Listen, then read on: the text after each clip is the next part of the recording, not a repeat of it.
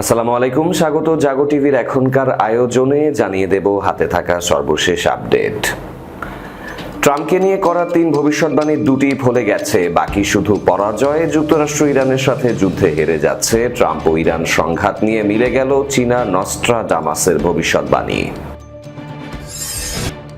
উপসাগরীয় দেশগুলোর ঘাঁটি ছেড়ে হোটেলে লুকিয়েছে মার্কিন সেনারা, কলার ধরে বের করার অঙ্গীকার আইআরজিসির। আমরা প্রস্তুত, আমরা মার্কিন সেনাদের জন্য অপেক্ষা করছি, ইরানে যুক্তরাষ্ট্রের স্থল আক্রমণের দাওয়াত দিয়ে রাখলেন পররাষ্ট্রমন্ত্রী আব্বাস আরাঘচি। আমরা যুক্তরাষ্ট্র ইসরায়েলের চোখ অন্ধ করে দিয়েছি দাবি করে আরো যা বলল আইআরজিসি। মিস্টার প্রেসিডেন্ট ট্রাম্প, আপনার প্ল্যান এ ব্যর্থ, প্ল্যান বি আরো ব্যর্থ হবে, বললেন ইরানের পররাষ্ট্রমন্ত্রী। যুদ্ধ কতদিন চলবে তা নিয়ে আমরা ভাবছি না, বললেন ইরানি জেনারেল। খামেনির ছেলেকে পছন্দ নয়, সর্বোচ্চ নেতার নির্বাচনে হস্তক্ষেপ করতে চান ট্রাম্প। আমাকে না বলে সর্বোচ্চ নেতা নির্বাচন করলে ইরানে আবারও যুদ্ধ, হুঁশিয়ারি দিলেন ট্রাম্প। ইরানে হামলায় যুক্ত না হওয়ার সিদ্ধান্তে অটল ব্রিটিশ প্রধানমন্ত্রী। শিরোনাম শুনছিলেন, এবার পুরো খবর।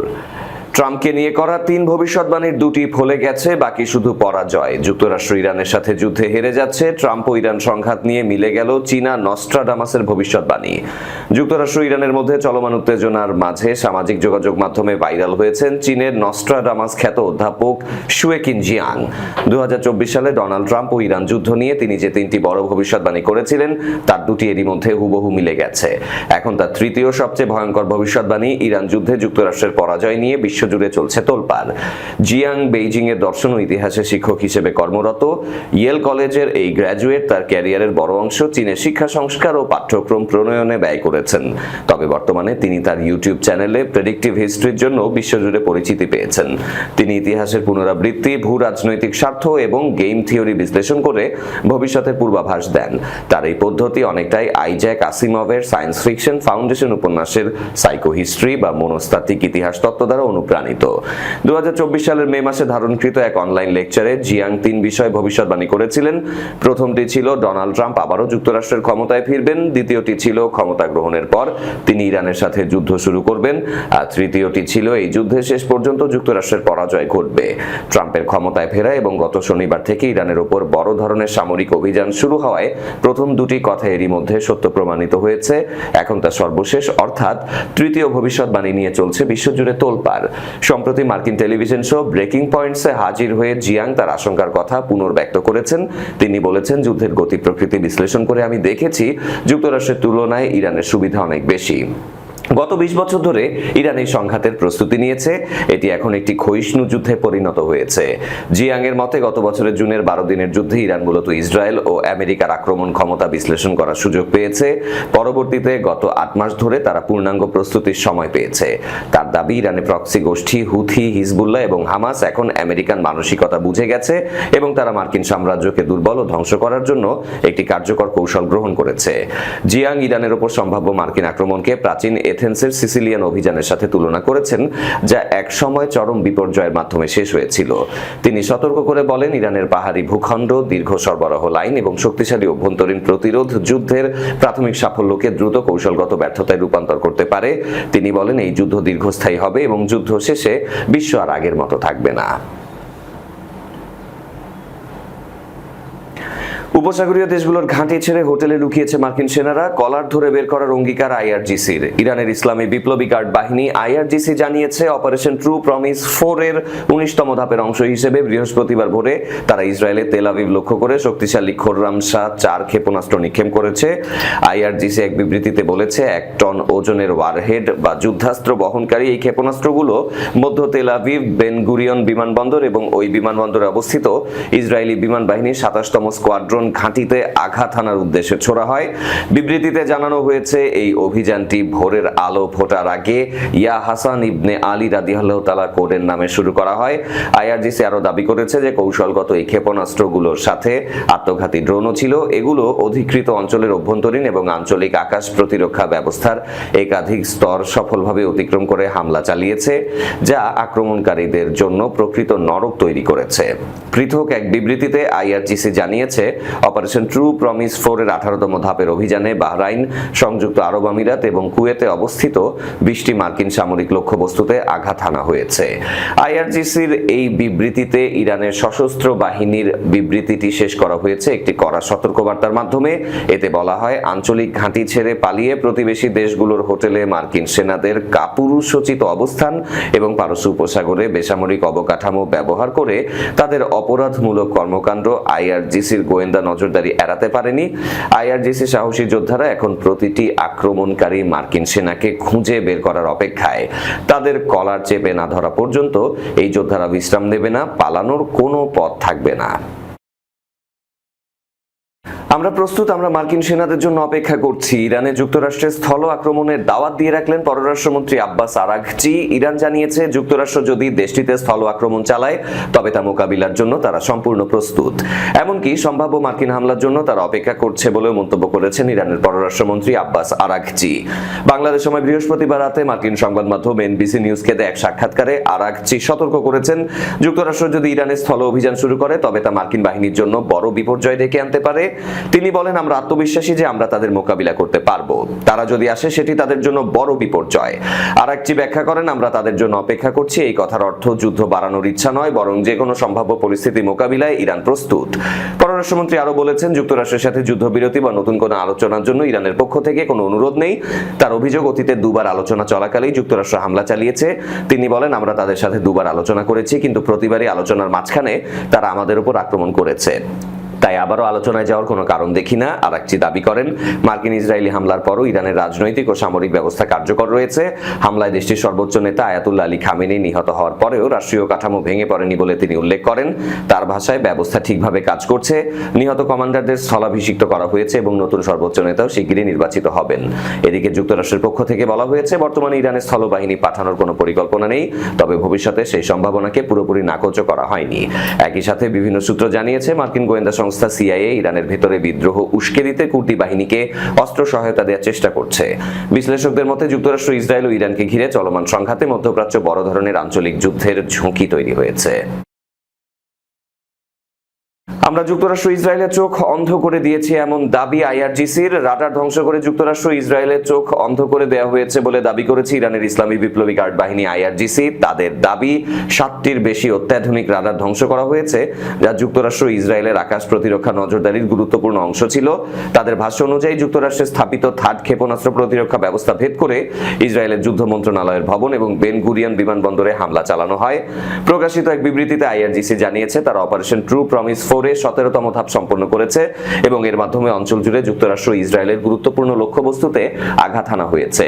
বাহিনীটির দাবি, মধ্যপ্রাচ্যে যুক্তরাষ্ট্র দখলদার জায়োনিস্ট শাসনের চোখ অন্ধ করে দেয়া হয়েছে। বিবৃতিতে আরো বলা হয়, গত প্রায় 100 ঘন্টা ধরে দখলকৃত অঞ্চলে সাইরেন বেজে চলেছে এবং অবৈধ বসতি স্থাপনকারীরা আশ্রয় কেন্দ্রে অবস্থান করতে বাধ্য হয়েছেন।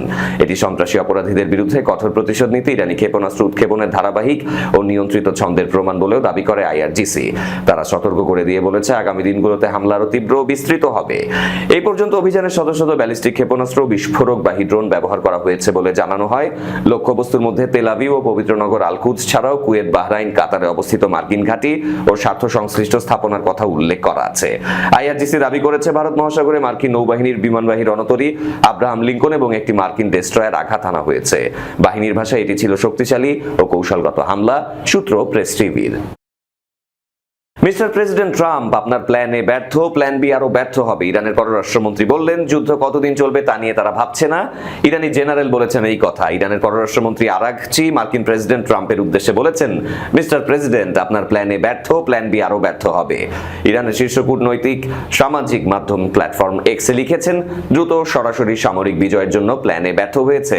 মিস্টার প্রেসিডেন্ট, আপনার প্ল্যান বি হবে আরো বড় ব্যর্থতা। তিনি উল্লেখ করে বলেছেন, অনন্য চুক্তি করার সুযোগ আলোচনা সর্বশেষ রাউন্ডে শেষ হয়ে গেছে। আব্বাস আরাঘচি বলেছেন, ইসরায়েল ফার্স্ট মানেই সবসময় আমেরিকা লাস্ট। সূত্র আল জাজিরার। এদিকে যুক্তরাষ্ট্র এবং ইসরায়েলের সাথে যুদ্ধ কতদিন চলবে তা নিয়ে কোনো দুশ্চিন্তা করছে না ইরান, বরং এই যুদ্ধে দেশটির প্রতিরক্ষা বাহিনীর মূল মনোযোগ নিজেদের লক্ষ্য অর্জন এবং যুক্তরাষ্ট্রকে একটি কঠিন জবাব দেয়া। ইরানের উচ্চপদস্থ সামরিক কর্মকর্তা এবং দেশটির সেনাবাহিনীর অন্তর্গত খতম আল আনবিয়া সেন্ট্রাল হেডকোয়ার্টার্সের deputy commander general Kiomars Heidari গতকাল বুধবার এক সাক্ষাৎকারে এই তথ্য জানিয়েছেন।